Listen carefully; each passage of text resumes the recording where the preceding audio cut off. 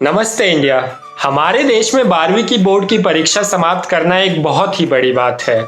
आप बच्चों पर कई तरह का दबाव होता है कि इस जीवन में कुछ बनने के लिए, कुछ करने के लिए आगे क्या करना है।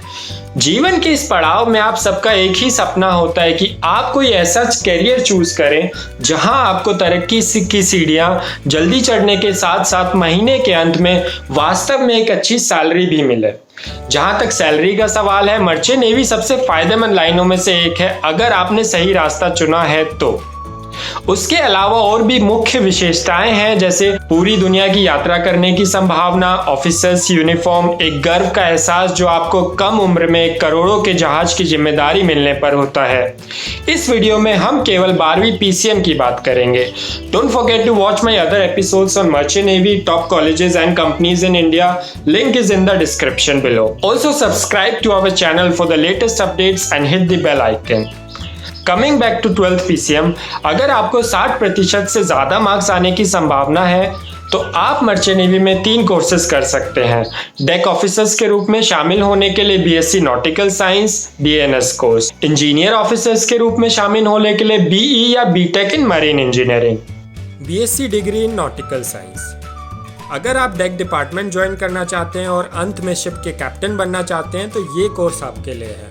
इसका कैरियर ग्राफ है 3 साल की डिग्री, उसके बाद 12 महीने की सेलिंग एज डेक कैडेट, उसके बाद आप सीओसी एग्ज़ाम देने के बाद 3rd ऑफिसर बनते हैं, फिर प्रमोट होकर 2nd ऑफिसर, उसके बाद फिर से आपको चीफ ऑफिसर बनने के लिए सीओसी का एग्ज़ाम देना पड़ता है। चीफ ऑफिसर बनने के बाद आपको फिर से कैप्टन बनने के लिए सीओसी का एग्ज़ाम देना पड़ता है, और कैप्टन अंत में जब आप बनते हैं तो आपकी सैलरी लगभग 6 से 7 लाख के बीच में होती है। 1 year DNS course. DNS course और बीएससी नॉटिकल साइंस में कोई फ़र्क नहीं है, दोनों अंत में जाके शिप के कैप्टन ही बनते हैं।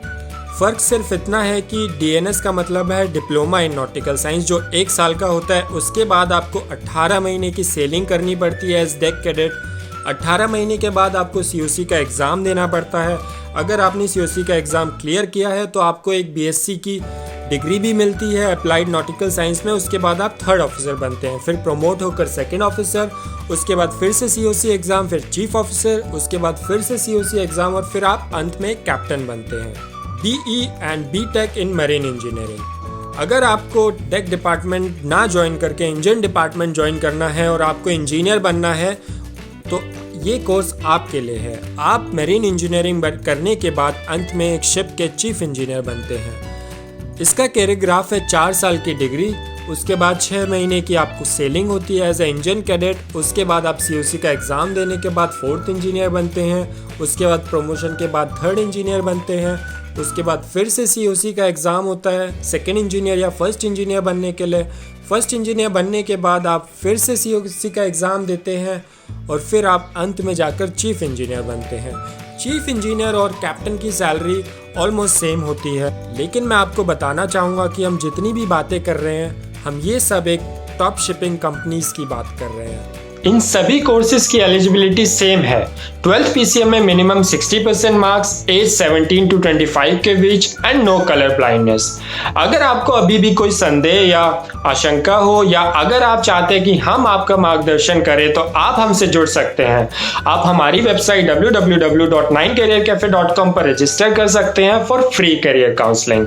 और अंत में मैं आशा करता हूं कि आप अपने करियर को लेकर सतर्क रहेंगे, सचेत रहेंगे, सावधानी बरतेंगे और किसी भी धोखाधड़ी के शिकार नहीं होंगे। जय हिंद।